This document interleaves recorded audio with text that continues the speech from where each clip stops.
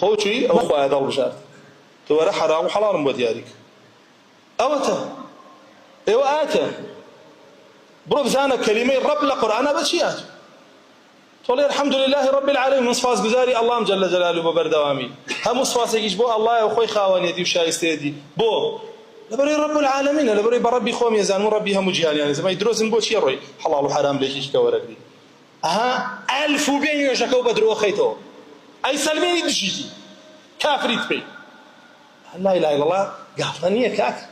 شتيكي او انا اسان نيه كالله جل جلاله بونوري لبرو خلق كذب بهشت جهنمي لبرو دانا بيغمراني بو نارد بي هم كتبكاني بو دافزان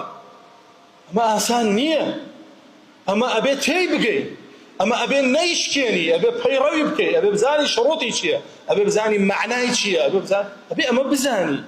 ابي لنا نخواردن باشتر بيزاني لجل بركردن باشتر بيزاني ابي لحموش تي باشتر بيزاني ما ببي اقابي لو لها مش تبزاني ديتو بي اقاي لو لها مش تجي جزاني بويا هر طاغوت يجي دواي خوي تخا باشا خد عندي قطعنا والله من على الراس بيتو حزبك السياسي ده انا حرام وحلال بو درجه شي لي ورقري ودنقي بيتو علمي بو باي بو نازين لا اله الا الله هر كزيابه بخوات اي كيف الله بو خد بشوين يكوي كي برب بو خد بابا اقدر با ما شو تايبد من ديكاني الله ببخوكي همي عبده وكتو بو اي كي بخواي خد اما انا همي